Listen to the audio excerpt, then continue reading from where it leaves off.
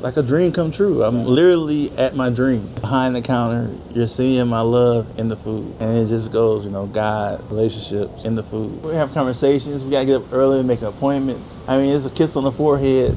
That might be the only conversation we had that day besides business. But we bonded over all that stuff. So it's another beautiful day in the Philippines, and we are out in Quezon City. It's a pretty windy day, which is really special. I always cherish these days, but this is gonna be a different type of video. I know you've been loving the condo tours that we've been doing, but some of you have been requesting that I not only review condos, but I start reviewing businesses. So we decided to meet up with an expat today who opened up a business out here in Quezon City.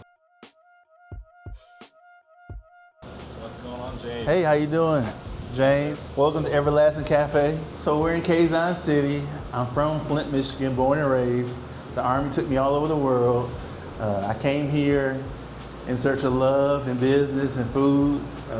Me and my girlfriend bonded over food, so we wanted to tell our story and our business in one single sweep. We met, we love pizza. I love pizza. I know how to cook pizza because I was in the food service for so many years. And of course in the Philippines, we're gonna start loving rice. So we start putting our ingredients together, what we like, what we didn't like, and we just fused it. I mean, the whole store is pretty much my love for comic books, art, and our experience, like I said. We want people to feel like they can share their story while they come. And this is Shane. Shane be back there cooking today. I'll be cooking as well. This is the first time we're touring a business. And this is a special type of business. We'll definitely fill you in and show you more of the actual business that we're in right now, show you the food, what they're selling, what they're serving. And then afterwards, we're gonna sit down and learn more about James, his story, why he came out to the Philippines, why he decided to open up a business with his significant other. So stay tuned, stick around. Hey, what's up, gang? Before we move forward, I'm editing this video and I just realized that I smack really loud when I eat. So you might want to turn it down, especially if you're using headphones. And also the ratings will be in the video via text. Once again, sorry for that. Just giving you a heads up. Now let's get back into it. Check out these chicken wings, rice. So it's definitely a fusion of American comfort food and Filipino comfort food. See, we got the calamansi and the soy sauce.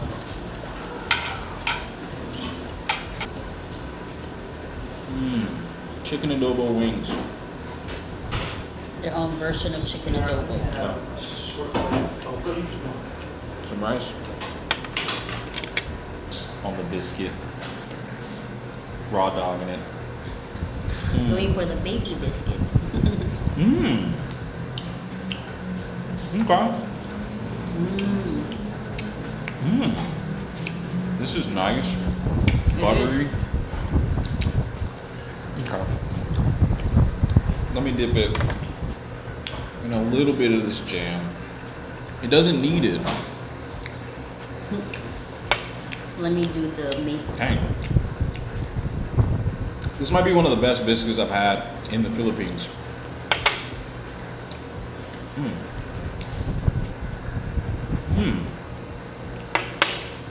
This reminds me of my grandma's biscuits. Now we're gonna move on to this breakfast slider. Got some bacon, got some egg, and these biscuits. Let's dig in.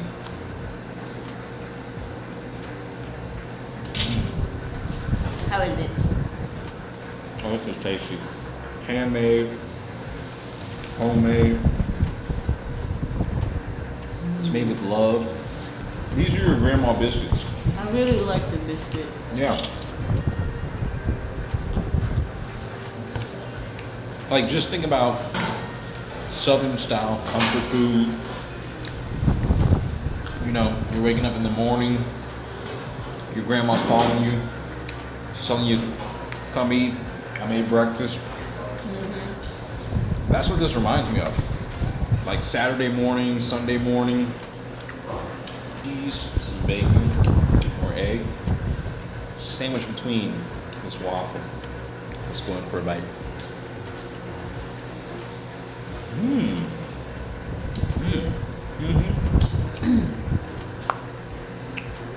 This waffle is so soft.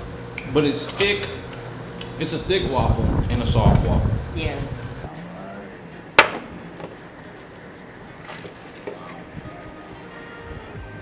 And this is Detroit style, correct? Correct.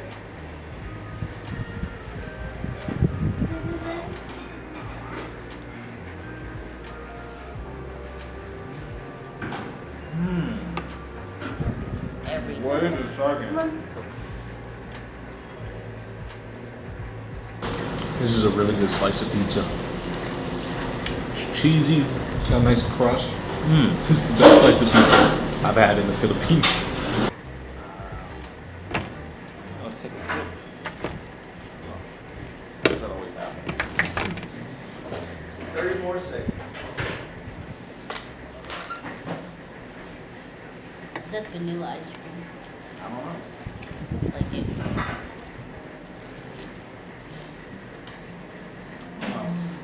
I could smell the waffle with it. Cheers.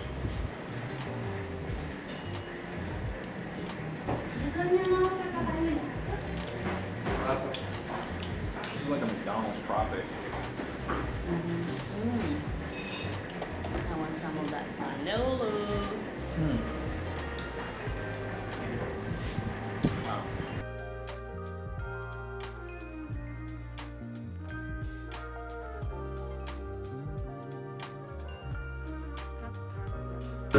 Hot pocket. My spin on that. He knows what it is. Growing up. I can already hear the jingle. You need a fork? Yeah. Oh, for me or for? Oh wow. Fork. Yeah.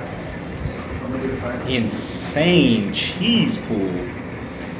All right, time to burn the roof of my mouth. You need a fork. Which, by the way, I did this with Hot Pockets when I was a kid, so it's a tradition. James knows. You get it out of the microwave, you don't got time to blow on it and try to cool it off. You hungry. I done lost chicken and pizza off of this hot slice.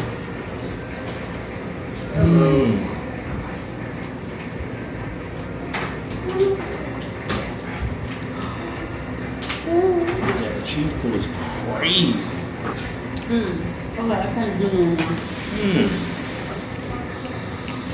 Oh, this is way better than a Hot Pocket.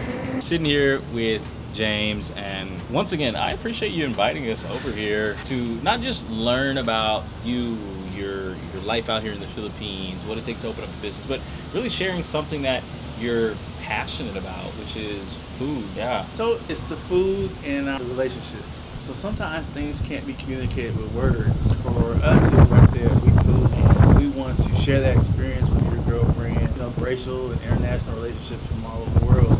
Yeah. We want people to come here, share their story. We share our story. Place to do it over good food. Absolutely. Hand you this mic. And so, can you just give us a little bit of background on where you came from and why you chose the Philippines? Yeah, I was in the medical field, and I had a Filipino coworker who talked to me about my age and thinking about settling down. And I said, let me give it a try. And I met a beautiful Filipino girl, and we decided to go forward. And like I said, I was in the medical field. I was doing pretty good. But I also had a passion for food. I've done food service for years as well. And I like customer service. I'm pretty good at it. And we had to develop this business. And we put it together, and it's like a dream come true. I'm literally at my dream. Behind the counter, you're seeing my love in the food. And it just goes, God, relationships. Your business is literally Residential.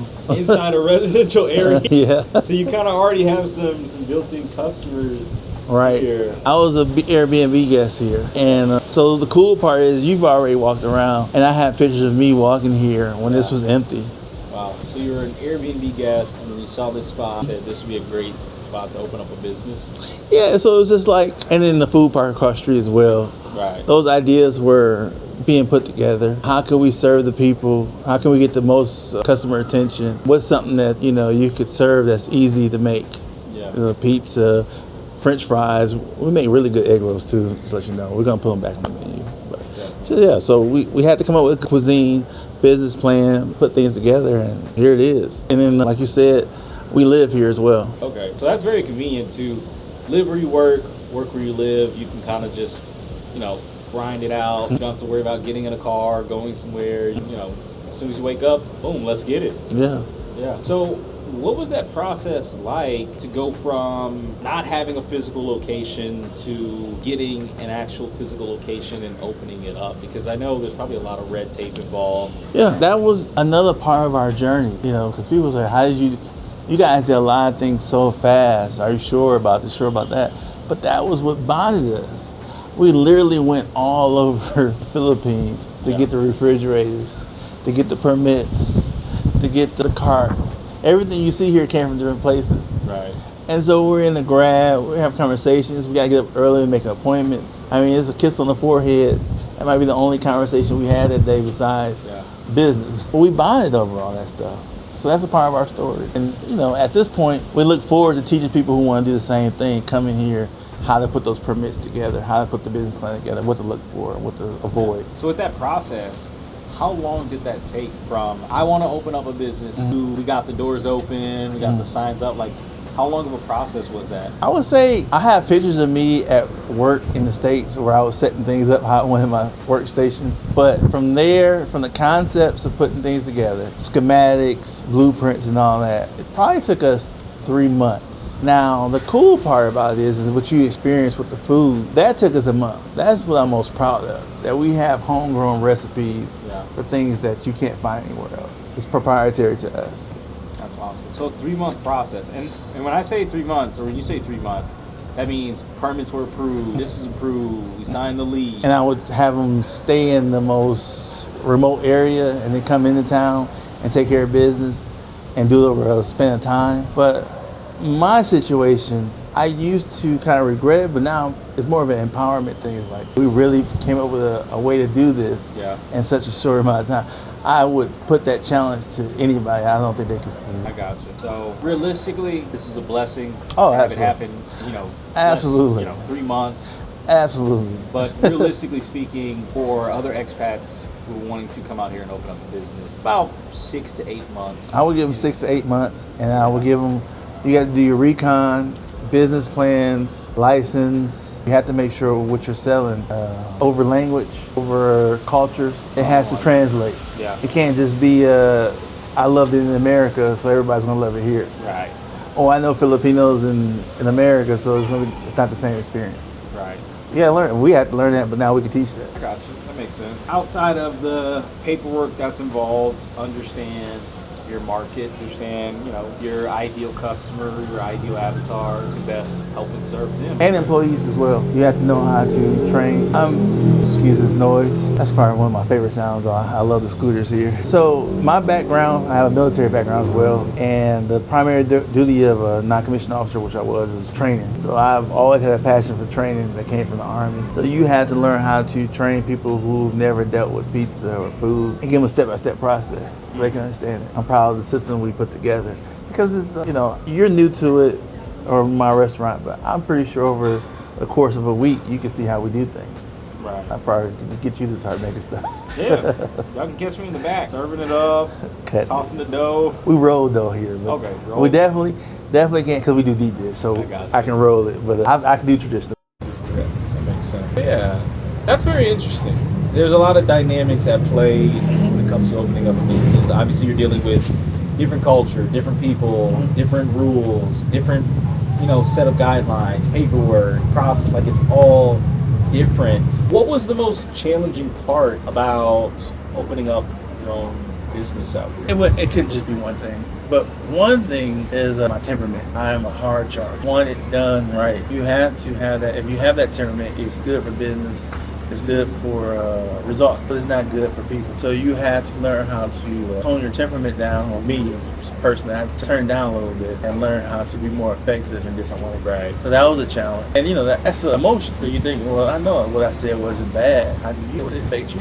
Right. It affects the person you do. So you have to learn how to correspond with and ask them, be honest, be humble. How did you feel about that? Why do you feel so, bad about that? Mm-hmm. And you have to make adjustments. Okay. I had to learn those type of things, you know? Yeah. It's a blessing to have your doors open. I can tell you some stories about it, and I'm sure you could too. Okay. So temperament. And I can see that being a thing. Yeah. And I think the language barrier can definitely play an effect on that, because we've discussed this previously, but there are things that we might say as Americans that are not offensive to other English-speaking Americans, but it might be offensive to a Filipino. Yeah. They might take it the wrong way. And that, and then the things don't, subject can last almost a month. Yeah. I've known things based on my relationship. I know things I did last month that were bad. I would have never thought about it, but I get reminded of it. You know, that does make sense, because as foreigners, especially Americans, we're very quick to things and then forget. Yeah. Like, hey, this is what they say. It's water under the bridge, Yeah. let's move on. There we go. The Philippines, though, don't hold that against you. Yeah. Remember what you said last month? No, I don't. What did I say? I mean, it's to the point where they have them to find out what that was. Yeah. True. That, okay. Yeah. You remember that exact day, that exact moment. But it's a part of the process. Exactly. And those are the cultural differences. It wouldn't be special if it wasn't different. Right. It's interesting. So, can you tell us how long you've been open? About 30 days, About 31 30 days. The book side. Like I said, my college achievements, we have that pizza that you tasted. We were able to come up with the profile and the price point, 300 pesos, where I can feed a family of 4, 300 pesos. Unheard of. The food quality and the taste expensive is very affordable. That's one of the proudest points. Another thing is that I feel like everybody I employ or everybody I deal with is family. We have a way. That's why I named it Everlasting, up my beliefs. We have a way of doing things. Anybody who comes to these doors, I want them to feel a certain. They haven't been cheated. They've been taken care of, and they've been appreciated. Right. That comes with time, you know. So, in your first 30 days of being open, what can you say has been the second most rewarding thing about this business? Well, some of these nights are magical here. You know, when I was in the Army, I got to travel the world, and that was his beauty points too. I got to see a lot of stars, bodies of water, and all that cool stuff, the mountains. And it's like that now, though. I get to just listen to the wind or constant rain. It can rain for the whole day. Yeah. I can fall asleep at work, or we don't sell alcohol, but I don't have a problem with people drinking beer. But I can go every now and then, go grab a beer, or sit here and drink a beer, or new love and learn the patience of the day. It's just beautiful. It's a totally different atmosphere. Now, there are who are watching this age thinking not only to move out to the Philippines, but to open up a business. What should they expect in trying to open up a business out here? First and foremost, do a consult with me, with you. I don't know, read a book. You have a book. I might do a book. Watch us open up these pamphlets of permit. I got a book of permit of all the places. It's not the same place. You have to go to different place. Budgeting. My budgeting skills weren't what they needed to be. I had to get way better at that. Still got to get better. Everything gets better. Those stupid things. Permits. I think it was our way of doing things and seeing things had to change. If you come here, I just wouldn't recommend doing it on your own volition. I would recommend getting with somebody who knows what they're doing, because it's just a different game. Like even calling home when I need help or something. Personal story, but I have a family member told me, you're begging for crumbs. That hurt. One day I'm gonna put on a t-shirt. It'll be one of the things of one of my business. Yeah, I have no problem doing this. I love what I do. I'm good at it. So going from America, making a certain amount, doing a certain amount, and coming here, it's just not the same. So speak with somebody who knows what they're doing. It'll be so much easier. And you gotta know if you can do it now. Okay, that makes sense. Okay, a lot of interesting stuff. Try. I mean, it's an interesting journey, man. Yeah. So it's like, again, it's a lot, like a movie. Well, I want to switch gears Okay, because do it. you are not just living in the Philippines, not just in a relationship with a Filipina. This is also your business partner. So you also work together with her in the business, correct? Yeah, so under her name. Yeah. And the equipment's mine. So we had to figure out that partnership and responsibilities. Right. She doesn't want all the responsibilities, and she doesn't have to. Right. And she shouldn't. But she is really good. And another thing that happened, I can really explain this to say she deserves everything, because the recipes built together, the experience, the translations, just going around the country, she was there. She's younger than me, so by the time she gets my age, she's dangerous in business. Yeah. She knows how to go to Home Depot and get the she knows how to get the bathroom part, she knows how to get the sink parts, she knows it's dangerous. Yeah. And she got to watch our load high. What is the most challenging part about working with your significant other? Words here matter at home, and to me they don't. You know, it's like, I just be hard. It wasn't because I didn't love you. I just needed some bacon at the time. It wasn't supposed to be hard. But I can be at home dinner or something. I said, you know, I won't get too much down that shit, but yeah, it's part of it. It's very interesting because there are so many things that foreigners say to not do with your Filipina partner. Yeah, I know where you keep going. Yeah. I think I know where you're going. They advise foreigners to not buy land. Yeah. Don't open up. Don't buy. Like they advise all of these things. Yeah. And despite that, there are still people who are very successful. Okay. Yeah. Doing those things. So 2 things, and this is important. This is why I say get with somebody that knows what they're talking about and consult with me, consult with you. So if you want to succeed at business and beat your competitors, do something that just can't be done by the average person. And so when they say don't do this, that they're speaking from an average person. Don't know how to do it. And whether I succeed or I fail, the experiences that are made here, I've learned from and I can teach. The average person cannot teach you how to do it. That's why just come over and know, because you haven't been taught to do it. And the person who's telling you not to do it doesn't know how to do it. So how would you know? The only reason why I have a shot at it is because I'm a fighter. I don't take no for an answer. I beg, I plead, I deal. And you see it on the fridge, I'm not an owner, my girlfriend's the owner. I'm a deal maker. Still have to make deals. Constant. I hear no all the time. I hear things that hurt my feelings all the time. So yeah, somebody's going to tell you no. What are you going to do about it? 'Cause I can't take that as my answer. Yeah, he told me no. So you see what I'm saying? If you're an average person, don't do it. Don't ever follow your dream. Sit at home, TV, watch somebody else follow it. That's up to you. But if you really want it, find out who knows how to do it, get with them, duplicate it, or revolutionize. Am I saying it right? Do it on your own. That's so. That really just reminds me of the American spirit, that American spirit, that hustle, like that hunger of like, I'm gonna figure it out, I'm gonna do whatever it takes, I'm gonna knock on as many doors, I'm gonna pick up the phone and call whoever I need to call. Do you think that mentality, that type of approach in business works well in this Filipino culture? I'll let you know in 6 months. Do not want to tell you end all be all on that. That is a long range target. I do believe it's because I'm doing it and it's worked so far. But that's definitely a long range target. So you'll see, like the person who never gave up, never had to lose. You know, they never had to lose. Because they never gave up. Okay, so if y'all want me to make a follow-up video with James going over what's been happening in his business and just getting updates, y'all just let us know in the comment section. I'm willing to come back out here and make some update videos. Oh boy. Especially if the food, food is hidden. Well, let me say this then. Please support us on Grab. Please, if you're in town, come hang out, spend some time with us. We have like their deal where we do it for 3 or 4 meals prepared, and you taste the best we have. Go online, donate, help us out if you want to. I mean, I would love for you to do a feature of your food. It's ongoing. It's the reason why we named it Everlasting. Yeah. And of course, we're gonna plug everything. Where they can find you on Grab, where they can find you on social media. We're definitely gonna plug you everywhere on the channel. But if y'all want me to do update videos and showcase where Everlasting Cafe is at 3 months down the road, 6 months, hey, I'll make it happen. But speaking of which, we didn't get into it yet. We can definitely get into it now. Can you just explain to the audience what your business is and the concept? Because I think people need to understand not just the business itself, but also the concept as well. Obviously, it's a food-based business. But so I'm trying to bring it out. We have 3 types of sales: indoor sales, backdoor sales, and front door sales. My front door sales is to the residential area here, to the delivery at night we're usually busy during dinner time and morning time. And we want to serve food. They'll give us a call. They'll hit us up on Facebook, and we'll deliver them food right to their door. Then we have our backdoor sales. That's Grab and Panda. We do delivery outside neighborhoods. And then our indoor sale, which will consist of tourists coming, and we do those prepaid meals. You buy a ticket, we serve you like we serve today, all our specialties. And then we have people who come in and just dine with us. Those are the 3 types of sales. Also, we're going to look at, the brand. Can we expand? Can we do different types of food other places? So that's part. I hope that explained what you're asking. Yeah. And just to dive into it a little bit more further, that 3rd type of sale, mentioned tourist. Yeah.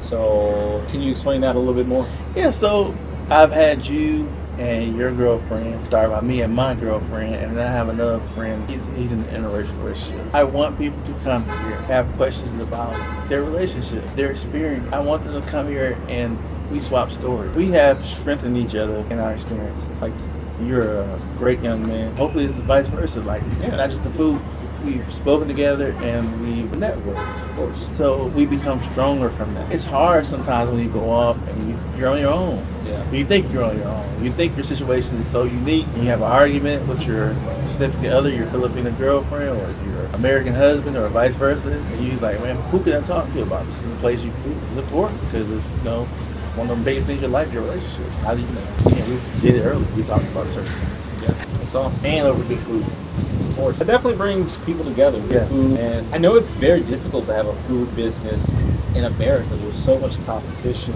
But what are your thoughts on food businesses in the Philippines? Do you think they're a little bit easier to open since Filipinos love food and there's not a vast variety of good food options? And before y'all come for me in the comment section, I eat at a lot of places. Yeah, me too. And if you've been in the Philippines long enough, there's a variety of places, but not a variety of good places. And Quality. that's the difference. Quality matters. So would you say it's easier for someone who knows what they're doing and knows how to make like really... I can tell you for a fact that my next venture will be 100 to 200 times easier, because I know what I'm doing. As far as the food costs, great. Food, like I said, buying chicken, buying ingredients, that'll never break. Customer base, learn who your customers are and what they can spend.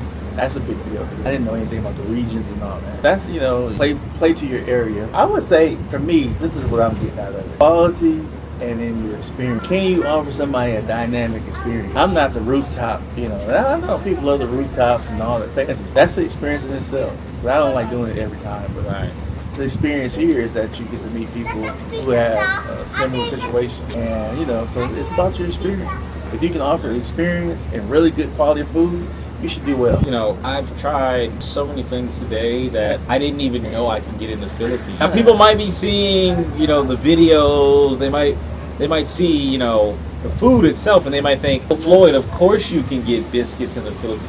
Not these type of biscuits. Not your mama's biscuits. Not your mama's biscuits. Not your grandmama's biscuits. You didn't know she was here. Yeah. Get a pizza in the Philippines, but it's not gonna be this Detroit style. That's it. I brought it with me. Yeah. I brought you know, my life, you know, this is personal.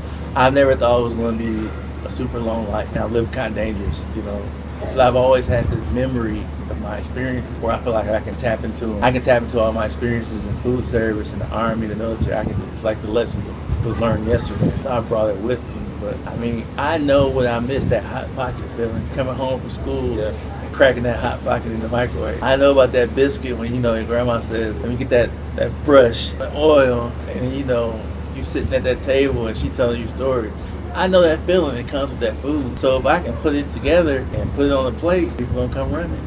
I would. Yeah, I mean, just one bite. Because just off of the appearance and look, I'm thinking, all right, I know James can cook, I know he can throw down, but I mean, it's just a biscuit. And then you take that bite and you're like, wait a second. Yeah, buddy. This takes me back down memory lane. I've unlocked all the nostalgia of when I was... Point. Exactly. And then again, like, I worked at a world famous place that had our biscuits. And I know how to do it. And I did the spin to what they did, but it's just a part of it. Worked at pizza chains, how to make dough, and I had to utilize it. And I did another video with somebody else, and a lot of people were saying, oh, you're Russian, you this and that. I wasn't gonna come over here from the medical field and the food field and become a mortician. Like, if I know food, and I'm not good, like you said, a cook, I can't really throw down, but I got good taste buds. So if I know food and I know medical, then I don't lose my choices. I can either do food here or I can do medical food. Now, let me say this too. The guy I trained, he was unemployed. I'm very proud of this. Wherever he goes in the world, give him some flowers. That's awesome. Yeah. I just wanted to piggyback what you were saying. You can definitely throw down. You definitely earn that. There's so many places that I go to that I don't like to say the word disappointed, but no, it's true. And we can definitely get into this in a separate video. Yeah. Not to bring everyone's mood down, but it's like fancy though. It looks good. Yeah, it looks good. And yes, there's variety there, but that variety is missing authenticity. Correct. And so when you go to a lot of spots out here, you may find The decorations. Yeah, you may find, this type of cuisine and that type of cuisine and that type of cuisine. But when you take a bite out of it, it doesn't taste like that type of cuisine. And I think that's the thing that you've unlocked is that... You need Daddy James. Yeah, like you've unlocked that. It tastes exactly how it's supposed to taste. And for a foreigner, for an American like me, that's amazing. But then the thing is, for a Filipino, it's even more amazing because they're getting a chance to taste that authentic version of it. It's not Filipino version of it. No disrespect to anybody make love. I am proud. That recipe was made here. Yeah. In-house, so it can be called Filipino. Okay. I'm proud of that. We can call it the Filipino. Love that. If I'm saying it right. Yeah. You can't. It's theirs now. Yeah. It was made with their flour. It was made with their ingredients. So it's theirs. Okay. Hopefully we can get it to spread. Yeah. Put the knowledge. We brought. Absolutely. Yeah. That's that. It's true. Definitely true. Now, we've touched on the relationship, we've touched on business and what it took to open this place. In terms of the cost, could you just break down what the cost would look like if someone wanted to open up a business in basis? It all depends on location and your products, what you're going to serve, and what type of equipment you need. For me, it was so sporadic and so out there. We started out with French fries. I wanted just to do French fries. And I wanted to do them in just like egg roll. We just had so many ideas. So we put together equipment that could do so much stuff. But when you say money, I'm trying to think of the best way to say it. I have assets now for my money. So I'm proud of that, where I have something to show for it. So it all depends on what you want. Do you want to be asset rich? Do you want to have refrigerators? I put a lot of money into my refrigerators because I knew how important it was to have fresh food here, that quality. That's another reason why, food isn't where it's supposed to be. People aren't checking their temperatures, they're not checking their dates, and that can mess up the quality of food. Now, where it's not the safety part, but more so just that taste, that crisp taste you're looking for. And you dealt with food poisoning too, so so that's part of it. So just to mix that in there, it all depends on your concept, your food product, and how much you're willing to invest. But I would do a $10,000 range, $15,000 range, and a $20,000. And then if you were coming over here to do something, I would say save up $30,000 and learn how to live like a peasant. If I could redo it, I would live like a peasant, get this established, and then play around. But I was I would say a $10,000 range, $15,000 range, or $20,000 range, and come over with $30,000. Good plan. You got your $30,000. We talked about earlier about how you reinvest and all that. You got your $30,000, go for the $10,000 first. See what state that would be, just to open the doors. But I appreciate you sharing that because it's information like this that gives people a real world idea of what they can expect. There's so much information that's hidden behind, either paywall or people don't want to be transparent about what people should expect. I think it's good to just set proper expectations. Of course, for more detailed information, more specifics, definitely do a consult. Definitely do consult with people who are actively boots on the ground in the field, but just general information, it's good to have that. I don't know if it's guarded, keep it proprietary, or, let me say it like this. I feel like if people would have been a lot more straight with me about things, I could have helped and did so much. That's friends and family back home, not knowing that they would be upset about the decisions I made. That's people here who I've made business decisions with that ripped me off. That's employees I've had to deal with. If people would have been just straight up about certain things, I could have helped them so much. And then things wouldn't have happened. So I don't know if that's a part of the game of life, of business, where everybody tries to rip you off or fight you or hold on to what they know. I don't know that part, Again, big part of what I'm doing is part of my belief. So if my belief system teaches me to help as many as I can, as well as provide a system that keeps going, where you learn how to not just eat a fish, but learn how to fish. So I'm with you on that. I just can only speak for myself. I know that if I teach you how to do this with this pizza, you can go anywhere and you can tell somebody, hand me some flour, I can do this. This is a skill I have. Can't shake it. And everybody likes it. I've never met a person who didn't say it like pizza. So, it's that part of it. So I don't know. It's not, to me, it's not just a secret. Right. It's the way life is. But I mean, it is, it's just stuff that there might be someone sitting on the couch, sitting at home thinking like, oh, he did it, so it's easy. Well, they don't know what you had to go to make it happen. They don't know the ups and downs. They don't know, all of the BS, as you call it. It's the same thing with moving here, too. People see these videos and they think, oh, well, you just moved to the Philippines. Could it be easy? Yes, but there's always a certain amount of things that you wish you would have known before you got here. Yeah, I'm trying to say this the right way, but when I spent time in life wasted away doing things that had no benefit, going to the casino after work, or just going to places I shouldn't have been going, people don't love you but use you. I don't think I ever received a phone call to stop. But the moment I put together ideas to get a family, start a business, you say barriers. There's barriers to that. People coming out of the woodworks to stop you. Yeah. So I mean, feel free if you feel like it's easy. Yeah. Shoot for the star. Yeah. Just to correct something I said earlier, when I said watching TV, I meant watching TV, like watching us. Oh yeah. Okay. So like they're watching the content and they're seeing our lives and they're seeing these other, content creators out here and they may be thinking, oh, this is easy. Moving out here is easy. Opening up a business is easy. And in some ways, it can be, but then in a lot of ways, it's very challenging. No, very it's difficult. you know, we hit on it. It's been 2 years. Yeah, It's been sleepless nights. Didn't make part of it, you know? yeah. That part is something that, you know, it depends on the individual, the motivation you have. It's fun. Even my hard times, some of the tough stuff we went through is pretty funny.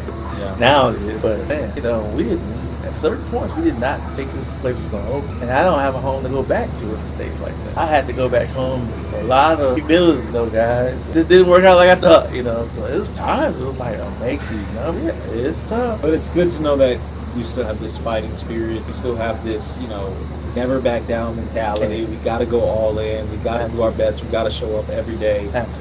And that's something, you know, a lot of people can admire and get behind and support. Based off of your experience living in the Philippines and now, you know, just getting started opening up your business, what piece of advice, you can just boil it down to one thing. What piece of advice do you have for the person watching this right now? Know why you're doing it, because if you fall in love and you want to start a family like I did, that's why I did it. If you want to just do business, nothing wrong with that. Know why you're doing it though, and become an expert in what you're trying to put together. That's probably the best advice I can give. Love that. You said 30 days. It's been about 30 days that you guys have been open. 31. Gotta look at what 31. Have you already done a soft opening?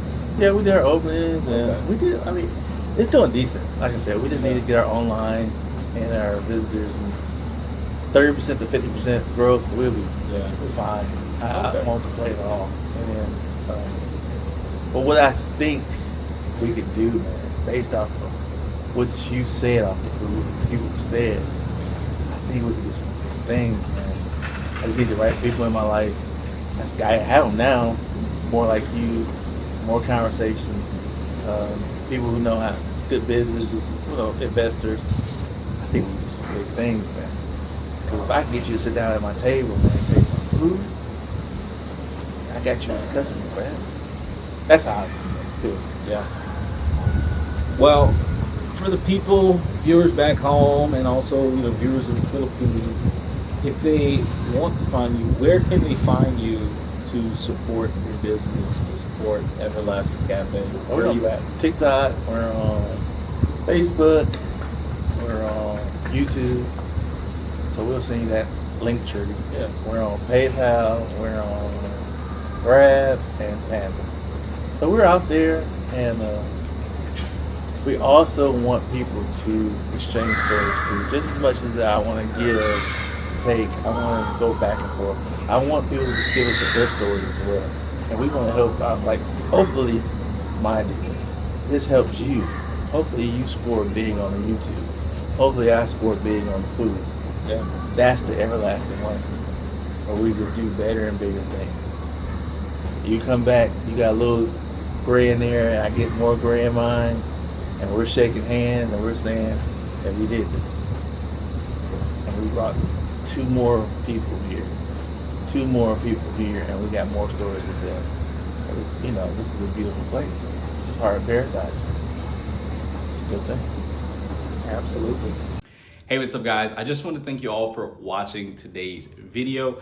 Make sure to check out all of the links in the description. That's where you can find out more about Everlasting Cafe and give James and Shane a follow and show them some love and support. If you are in the Quezon City area, or if you're coming out to the Philippines, make sure to hit them up. Their food is phenomenal. And make sure you try the breakfast sliders and that Detroit style pizza. That was absolutely phenomenal. But yeah, that's gonna be it for today's video. I realized as I was editing, I forgot to put an outro. So I love you all. Make sure to stay safe, take care, God bless, peace.